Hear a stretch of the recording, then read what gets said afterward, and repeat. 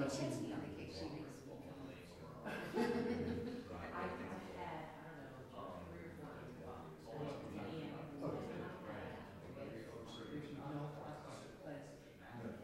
There are no cases since California that make sense. And by the way, the one that's missing is Judge Barrows. He's the one that's not that's Judge Barrows.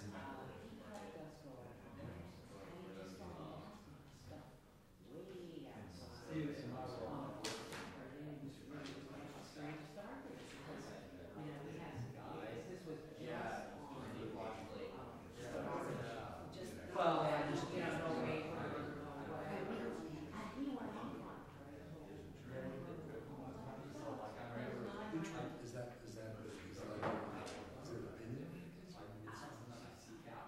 Because I haven't seen it.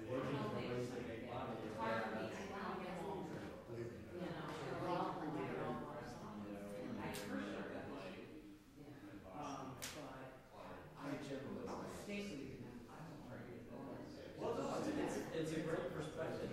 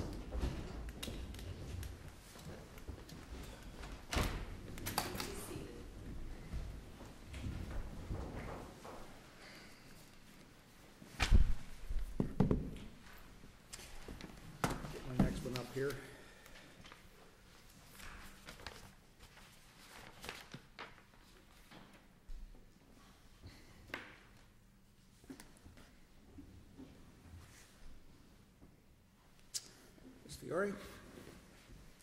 Please the court, counsel. Ms. Fiore, not like Ms. Fiore earlier. So, I'm here for the Florida Insurance Guaranty Association, which I will call FIGA, because that's much easier. I'd like to reserve, I'd like to reserve as much time as I need for rebuttal. And given that the court asked us to bring about 5 opinions that all weigh in my favor, I'm not really sure that I have a whole lot to say. So I don't know if I should reserve 10 minutes for rebuttal? Well, generally speaking, I think 5 minutes is about the right amount. Okay, all right. And I never let anybody split it 50-50. So. Okay, all right, so we'll reserve 5 minutes for rebuttal. The Florida Insurance Guaranty Association appeals from a final judgment that was entered in favor of the Gonzalezes after an appraisal award was entered. I think it was about $160,000, and after the appraisal was entered, the court confirmed the appraisal into a final judgment and ordered FIGA to pay directly to the Gonzalezes the full amount of the judgment. And we appeal that because that order, we believe, is in direct violation of 631.54C, which was enacted in 2011, and which limits the definition of a covered claim for sinkhole losses to only actual costs and only payments to the contractors who perform them, and specifically prohibit payment directly to the policyholder and their attorneys. So the problem is this case different in that the contract also prohibited payment directly to the policyholder? Well, in this particular case, the record reflects that, in fact, the HomeWise policy had been amended to conform to the insurance statutes, the 627 provisions that said that they will pay the. And I think they could pay the policyholder, but they had to have a signed contract. You paid the policyholder, but you had to have the signed contract. You had to have the signed contract that conformed to the either the neutral evaluation or the insurance companies had agreed on what repairs had to be done. So in this case, the HomeWise had denied the claim or had questioned whether the claim was appropriate. They filed suit against HomeWise. They went to, I think they didn't make it to neutral evaluation until FIGA got involved. They went belly up. And FIGA's statute went into effect a few months before HomeWise went into insolvency.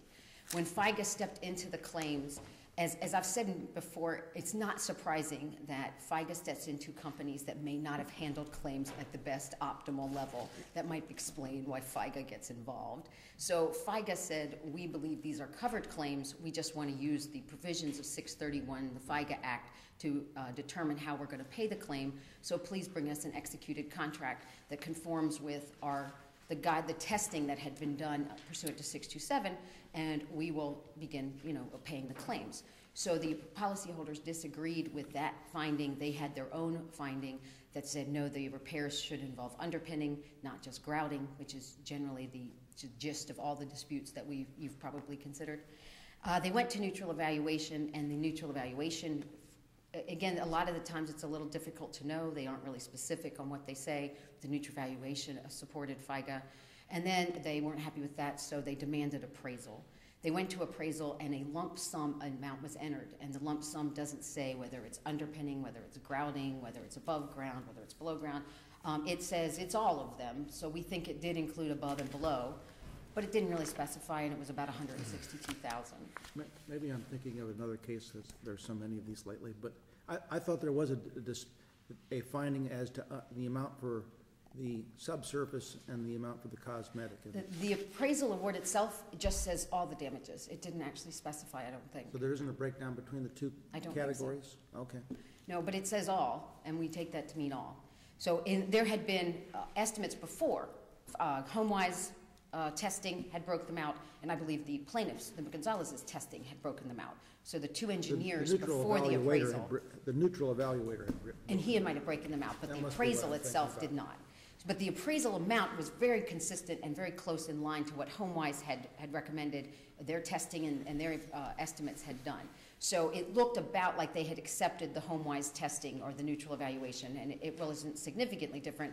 The difference was they said write a check to the homeowners, and that's what's forbidden by 631.54. And on your first issue, the good news is we've already ruled it generally in your favor on this. I suppose the bad news is we've certified the question to the Florida Supreme Court as well, right? Yes. Is there anything more we need to discuss about the first issue?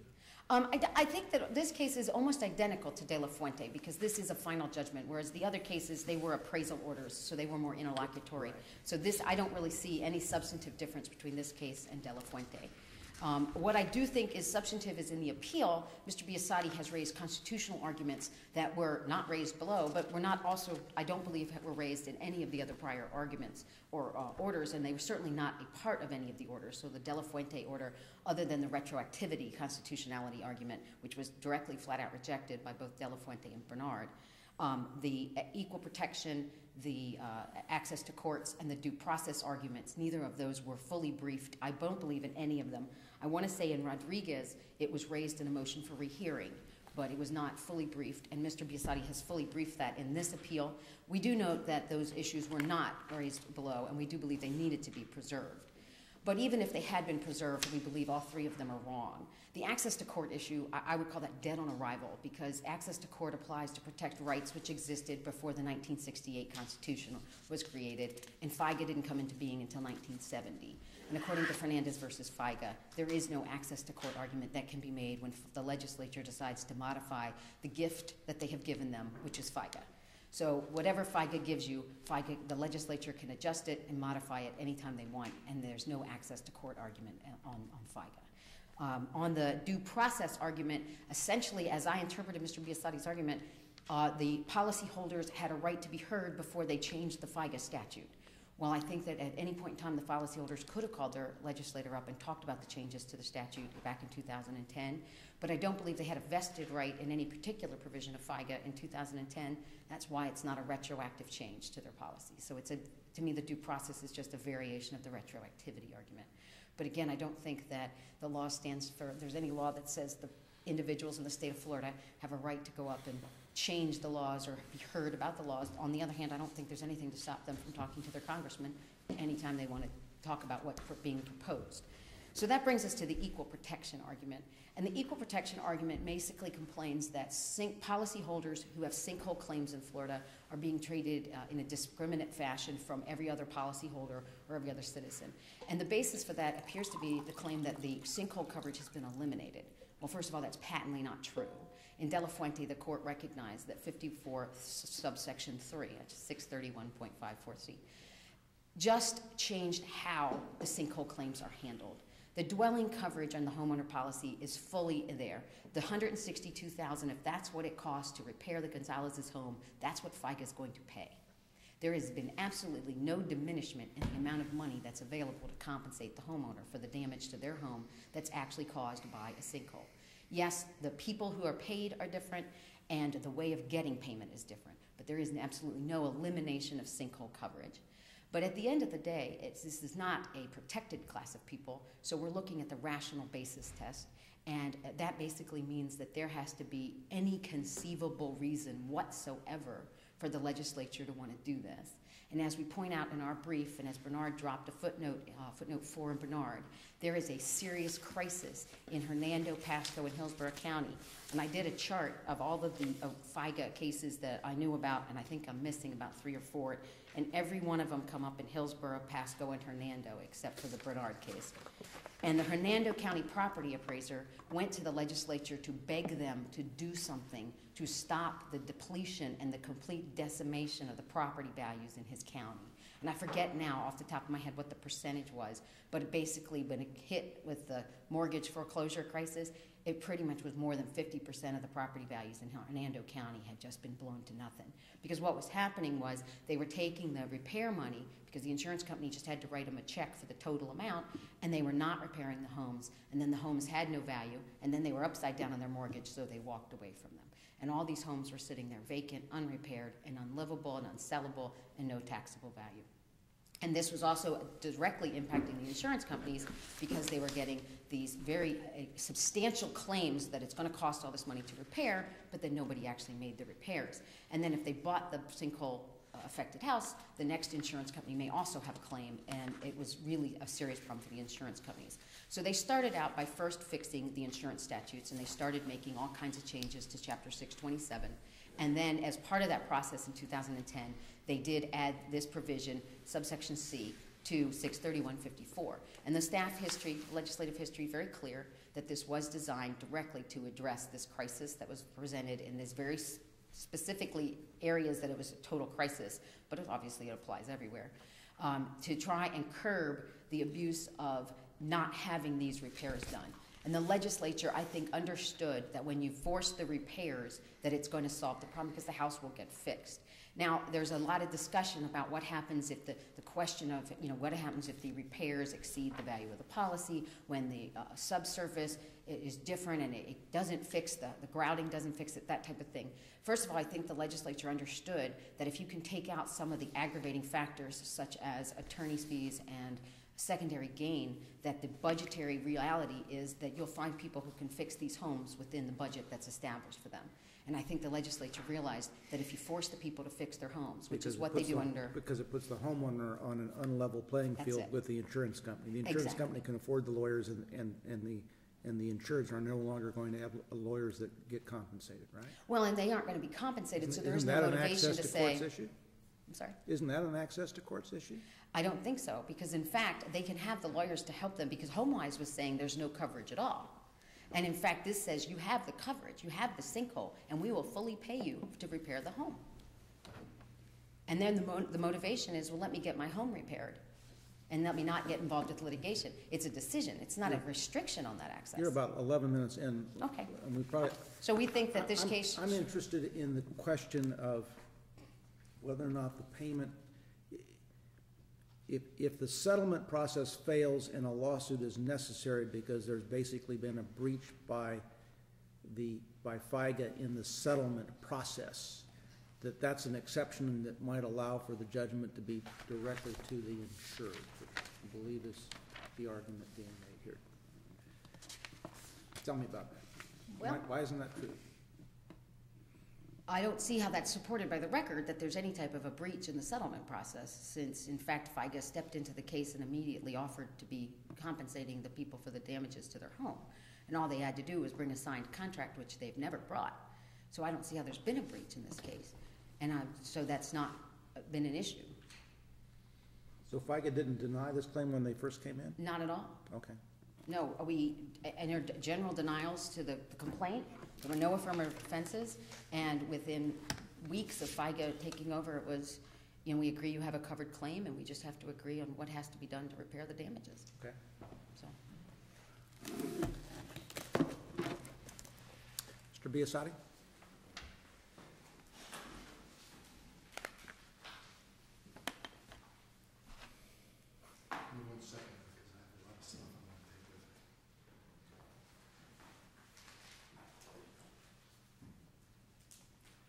Thank you, Your Honors. And may it please the Court, my name is Robert Biasotti, and I represent the Gonzalezes. Let me straighten out about 10 factual errors that were made by my opposing counsel. But before you do that, can I just ask a threshold question? I just, so I'm focusing on the right issues, I'd like your client's take on kind of what, putting to the side the constitutional questions, what is left for us to decide in the wake of De La Fuente? Yeah, a few things. Number one, all of the things were waived, and none of these things were raised in the trial court. First of all, they did deny the claim. I'll point you to the second amended complaint. Paragraph 5, on or about April 1st, plaintiff's property was insured by HomeWise, suffered property damage as a result of a sinkhole.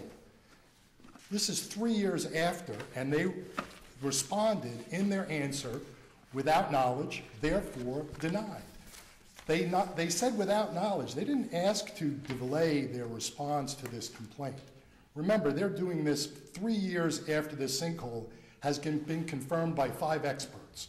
All of HomeWise experts, SDI, ROL, the neutral evaluator, which, by the way, the neutral evaluation was done in 2010, before FIGA was even involved in this. So there was a neutral evaluation done under the 2010 neutral evaluation statute. And I'm confused as to when the appraisal takes place in this process. Aha, that's at the end of the thing. So when the appraisers had this, they didn't have a neutral evaluation that was properly done because they pleaded one defense, the right to do a neutral evaluation. Under the 2011 statute, which, by the way, they say, and apparently courts in Florida say applies, the neutral evaluation required you to do above the ground and below the ground, both. So you can come up with a number that people could agree to. And that was never done in this case, and that's the only affirmative defense that they asserted. So what happened in this case, just read through the records slowly, if you will. In FIGA, we filed a complaint against FIGA. They affirmatively denied the complaint because they were without knowledge, and they had 6 months to go through 3 years of files that every single expert says this was a sinkhole claim. So my clients have been living with a sinkhole claim from April 2009 until FIGA took over the case in 2010. Let me stop you right at this point, though. 11. FIGA is not an insurance company. Correct. It makes a guarantee payment pursuant to statute. And so I think the law still is they can't be held in bad faith, and there are a lot of things that, although they're deemed to take over the contract, they're really not the insurance company. So even if they denied the claim and they did all of these things, in the end, they're supposed to make a guarantee payment. How can I realize you want to fight with Del Fuente, but under that case, honestly, how can we say that the payment can be made to your clients? Because it's a guarantee and it's not a payment under the insurance contract. Well, they have, first of all, and I guess I have to go all the way back and not only fight with De La Fuente, but fight with the Bernard case. And maybe I've lost that. I did in this case what I didn't do in the other cases. And then I think proved that FIGA is involved from day one. They're a Florida Insurance Guaranty Association. But this is a remedial statute, and you gain, your client gains rights to the statute when the statute kicks in, not when, I realize the language in there says that the guarantee is going to go back and cover claims from before then. Absolutely. But the remedial structure is the one that kicks in when the carrier goes insolvent, right? No, that's not what the statute says. It talks about covered claims. I gave you in my appendix some of FIGA's own webpage. We're FDIC. We guarantee these contracts. They did in 2012, I think I put in my appendix at page 14. They said we are taking over claims for HomeWise, which equaled $190 million. So FIGA collected a fee from all insurance people, all insurance policies, me, you, and everybody else, $200 million that they were put into place to pay people that have these claims. Now, I acknowledge that this court has... vested right to the statutory guarantee. Can't the legislature change the nature of that so long as the change takes place before the carrier goes bankrupt? I would say no. I mean, you can all disagree with me, and maybe I'll get to argue that at the Supreme Court, but the statutes, I think, are clear, that a covered claims arises when the accident arrives. And just because there's nothing in the legislature that says this is meant to do that, and I hate to use this term in front of my three favorite judges, that's judge-made law. The law doesn't say that. No legislative history says what my client just said. She actually cites something in her reply brief from a Senate hearing, legislative intent. It doesn't even mention FIGA. The thing that it's mentioned in the Bernard case, there's a section out of the 2011 statute that supports sinkhole cases. Do not apply to FIGA. It specifically refers to, I think it's section 21 to 29, none of which were FIGA cases. So there is not one single legislative finding that not paying the insured the money is going to solve this problem. In fact, it causes a problem, because what happens is the first time my client receives any money at all from this, according to statute, everybody has to file their reports on sinkholes, including my client, who has a report that says it's going to cost $110,000 below the ground to fix this. She has to file this when she gets any money for this. So it seems to me that ought to be the way to solve these things, is have people file sinkhole things. The problem in this case, and we talked a little about access to courts, but let me focus on access to courts. This is not a settlement. They denied the claim, FIGA denied the claim, FIGA had to be sued. Okay, now how do you solve that? You can settle the case, or you can litigate the case. Litigate the case is appraisal or a jury trial. Now, if a jury trial had resulted with a $113,000 thing, and they did not assert an affirmative defense that the statute 1C applies to this case, why wouldn't the money transfer? That's what Judge Silver found in this case. He says, well, you know, I'm looking at your affirmative defense. I'm looking at the FIGA versus Olympus case. You know, it says you first do an appraisal. You get the appraisal. And by the way, it was broken down, above the ground, below the ground, two numbers. Two numbers, 50-50, it added up to $113,000. Why conceptually would that be an affirmative defense? I mean, it doesn't strike me as a matter of avoidance. It kind of strikes me as a matter of administration. In the event that there is an obligation to pay, payment is made not directly to the plaintiff, but to the contractor. Why is that something that would have to be asserted affirmatively by the defendant? Yeah, and let me go back and explain that. And that's because, let's talk about the appraisal process. We asked for this to be appraised. There was a hearing transcript in this case. They didn't oppose the appraisal at all. I think it's in my brief. You can read the transcript. The judge said, well, you're just falling on your sword. You have nothing to say. I have nothing to say. I can present no cases. I think we ought to do an appraisal. They did an appraisal. They came up with a number. They never asserted that, well, wait a second, we're not going to pay you that money. We're going to pay that to somebody else. And by the way, the appraiser said it would be $55,000 to do below the ground, and they came back, well, we have numbers here that are $35,000. See, from my client's point of view, they got an appraisal. The cause of action against them is for a guarantee payment under the statute. And the guarantee payment under the statute, under the way we have interpreted, will be that paid only to a contractor and not to your client. Well, it would have been. I mean, if you were against the insurance company, they could very well be in breach of contract, and your remedy against them might be different. But this isn't a breach of contract against a carrier. This is your client seeking a guarantee payment.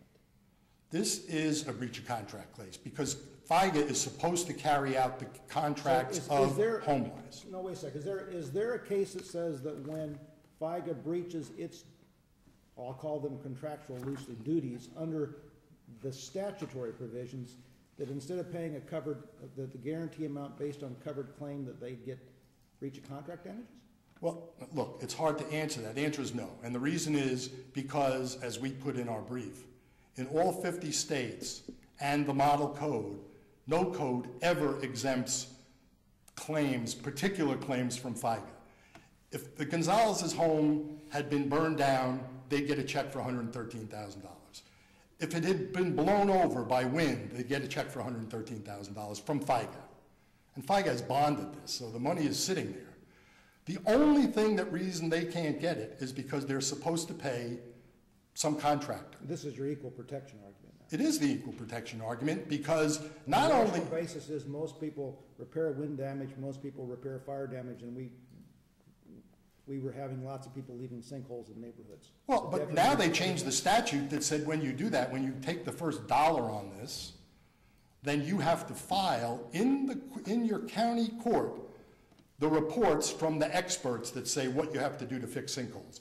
And anybody that does a title search on your property are going to find these. They're going to see them, and that's going to impact the value of your house. My client's house is worth less than the award that they got. What are they supposed to do? And I actually filed a supplemental authority, which I apologize because it was yesterday, on the Rodriguez case, in which all of the appraisals, all of them, were over the policy limits. Now let's say FIGA's minimum payment was $200,000 and you have $150,000 of insurance. Who's going to get the $150,000? Why doesn't that go to the client? Why doesn't he get that? Why can't he just, it's his house. Why can't he knock it down and build a new house?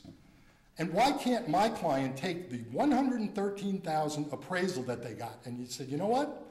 I now have $113,000. I'm not going to do their $50,000 below the ground. I'm going to do my experts below the ground of $105,000 because I now have $113,000. Let's use my guys. And then when it comes to the internal stuff, the cracks in the wall, you know, I'm not a handy guy, but I could do the cracks in the wall. Why won't your client instead look at the situation and decide that he's money ahead to spend his $113,000 on a different, better house that doesn't have a sinkhole underneath it, and just leave it in the neighborhood the way it is, walk away? Well, and then they're going to say that the house is worth zero then. Yeah, they would have to get zero for the house. And yeah, who's going to buy it? Nobody. But what are they going to do when they pay this $113,000 and it doesn't work? They're trying to say that appraisers who said it would be $55,000, they got quotes to say, well, we can do it for $35,000. Well, what does that mean? Are you going to guarantee that? When my children's bedroom falls down to the ground, who's going to stand behind that? This is my house, and I should fix it the way I want to because I actually bought insurance for this.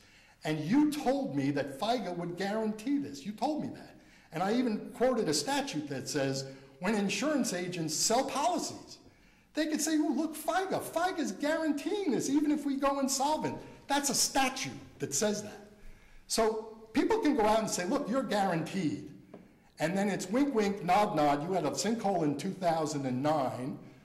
HomeWise, because what it says in the appendix is because HomeWise went insolvent and caused $190 million of 750 sinkhole claims.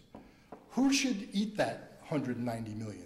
The 750 people who had sinkhole claims, or the 18 million people in Florida who pay $8, you know, to go into the 200 million, which is what happened. That's what happened. That's what the appendix says here. So, you know. What's your answer to FIGA's assertion that the constitutional defects kind of fall out of this case because they weren't raised below? Well, they weren't raised below because the trial judge correctly found that the statute doesn't apply. So it wasn't an issue below. He said that how can I apply a 2011 statute to a 2009 contract so it doesn't apply? Of course it wasn't raised because there was no reason to raise it.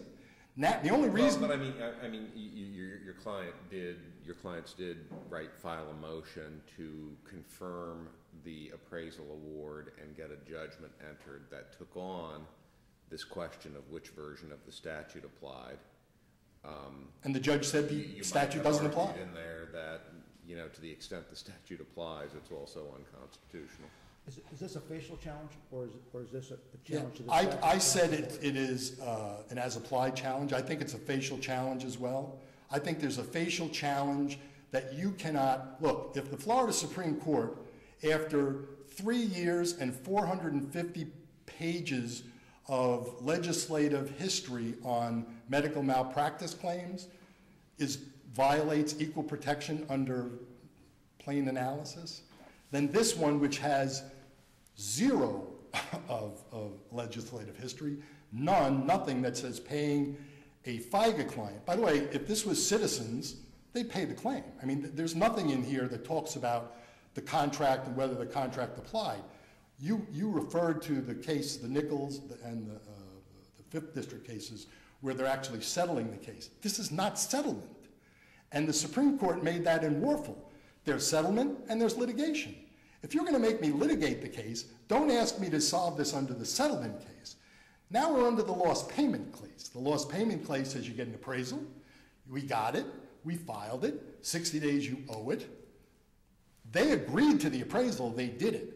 They actually got the appraisal. Read the transcript. They, as far as I'm concerned, stipulated to the appraisal, named an appraiser, participated in the appraiser, got an award. When we went to get it affirmed, or excuse me, before that, they did the appraisal, they went to appeal it and cited a case which was reversed by the Florida Supreme Court, by the FIGA versus Olympus. We sent them a response. 2 days later, they dismissed the appeal. So if they wanted to challenge the appraisal, that was the time to do it. You don't participate in the appraisal, get the numbers, and then, you know, not pay the money that you could have challenged the way all of the people in the cases you talked about. The Honeywell case, which is one of the ones you asked for, which I find a little bit confusing myself, the court said, well, appraisal is a proper thing to do. You're allowed to do appraisal. But appraisal is, I don't know, invalid, I guess. I'm not quite sure how Honeywell works, but if appraisal is right, by the way, the 5th District does allow appraisal. No, they've cited some cases that don't. This is the first court that says, period, you can't do appraisal under FIGA statutes. And the Fifth District says, well, no, if you don't waive it, you're entitled to it. But that issue is not in front of us in this case right now, right? Because everybody. No, absolutely. Honestly, and maybe I'm Don Quixote, I think you should PCA this case. Why? Because they didn't raise any of these issues. They went to the appraisal, they got a number, they didn't PS, not to, but they didn't even file the transcript that supports this argument except as an attachment to the reply brief. Because I put in the answer brief, by the way, it's not even in the record. And so as we sit here, the motion to confirm the appraisal, that hearing transcript is not in this record. I guess nobody did a motion to supplement the record, but it's not in the record. So this is a different case from all of the other cases. So the record's not going to show me that FIGA was wanting the judgment to require payment to a contractor?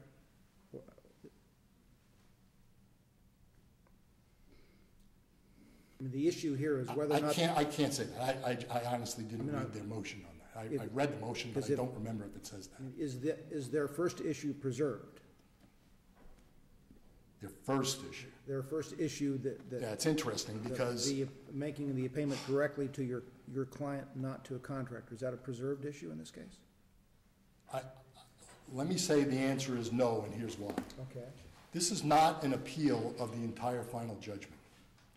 They did an appeal, and then they did notices of appellate issues to be raised. They did a limited record. A limited record. They didn't apply all the record. They didn't do any designations to court reporters. They did nothing of that. They did the record, and then they identified 4 issues. Now, if you glean through those things the way, I'm not going to say that, you could probably, I don't think there's anything there that specifically says you didn't give us a contract. That's not one of the things that were appealed there. So because they didn't appeal the whole thing, I don't think you could raise that on your first issue on appeal without identifying it in the issues that are going to be addressed.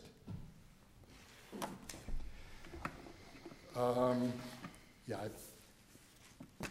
I almost was going to get up and say my name is Don Quixote and I represent the windmill, but and maybe this will be heard in the Florida Supreme Court, but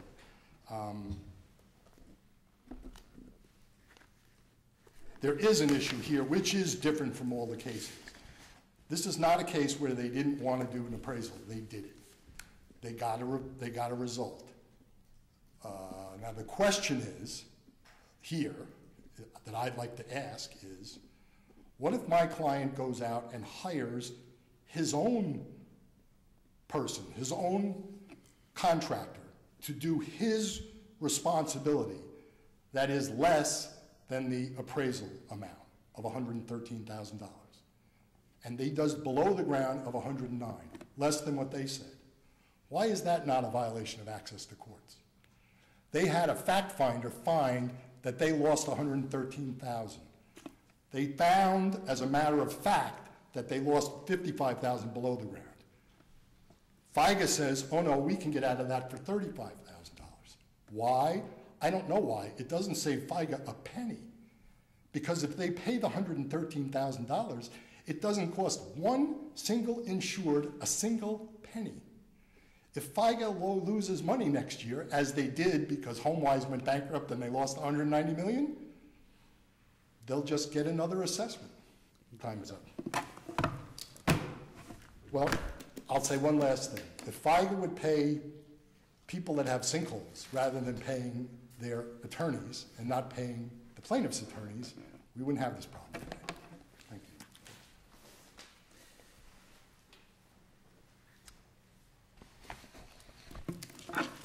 And my apologies to the court for not getting the appraisal from the neutral evaluation, because you're right, it was the neutral that was the combined number in the appraisal that broke them out. Talk to me a little bit about the preservation issue, and your, apparently you indicated a limited record in this case by specifying the issues on appeal? Not exactly. We designated specifics without inundating the court with a lot of irrelevant things, but we did designate the issues. This was the issue. It was fully raised in our objection to the motion to confirm the appraisal award.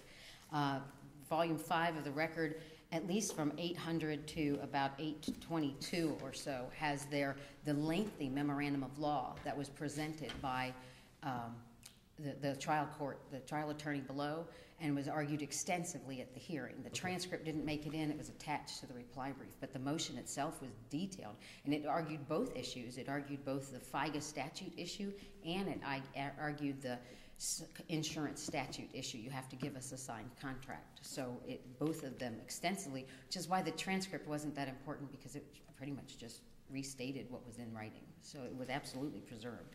Okay. In terms of the FIGA's breach, the only denial that counsel pointed to here in oral argument, and the only denial that's ever been discussed anywhere in this record that anyone can point to from FIGA, is exactly the statement: we don't know about that, so we're going to deny this allegation because we're in litigation. So they didn't have to sue FIGA because FIGA denied the claim. In fact, the only time there's an allegation that FIGA did a denial was in response to the lawsuit that got filed against FIGA. The lawsuit was filed in late 2012, and by January of 2013, I think it was, FIGA was discussing about complying with the neutral evaluation.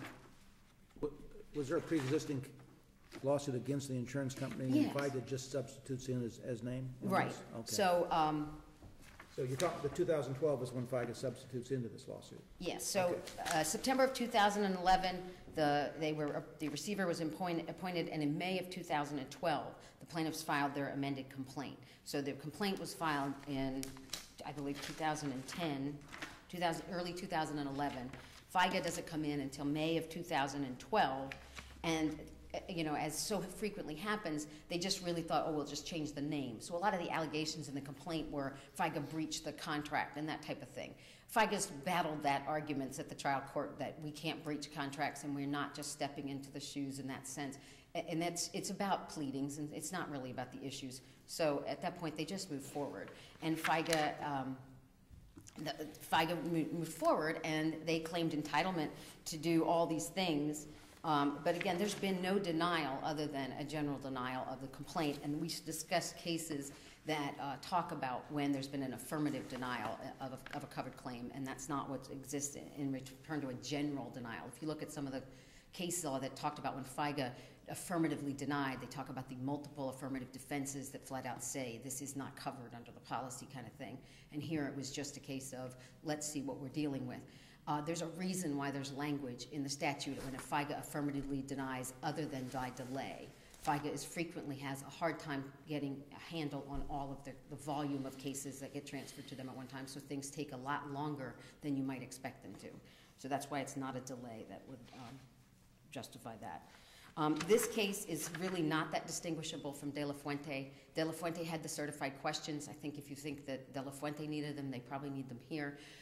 The appraisal issue is really not here. The Fifth DCA took an interesting approach, and they said, yeah, you can still have appraisal, but when it did become a final judgment in the Simmons case, and they were looking at a final judgment based on the appraisal, they cited De La Fuente, and they reversed. Let me ask you about that. If we don't have appraisal, are we going to have jury trials on these things? I'm sorry? If we don't have appraisal, how do we resolve these things? I'm not really sure how it gets resolved, except that if the thing doesn't, Well, there's a disagreement of the fact we don't have appraisal, we're going to have a jury trial, aren't we? I think it might have to be a jury trial, but at the end of the day, method of repair is... And how does that solve any of the things we discussed in De La Fuente? The problems that cause us not to want to appraise, how are those going to be fixed by the jury trial? Well, they just recently had a case that said that appraisal, I'm trying to think which one it was. I want to say it was a State Farm case or a Citizens case that was just recently. They talked about how if you've got more than one expert opinion, like you have competing opinions, you just have to take them to court and the jury decides on method of repair. And then you go in and you do your method of repair, however the jury said to do it. But the jury doesn't affix the money damages. Method of repair, which is what I believe this court said could be appraised, but in particular where you've got this issue of the amount of damages and who should get the check, method of repair probably could go to appraisal. Method of repair can be decided by a jury. So then we say, all right, it has to be either compaction grounding and underpinning, et cetera. Then you find out how much that's going to cost. So that's where the jury trial comes in. Okay. So we think that this case is directly in line with De La Fuente, and we think it should probably have the same result. Thank you very much.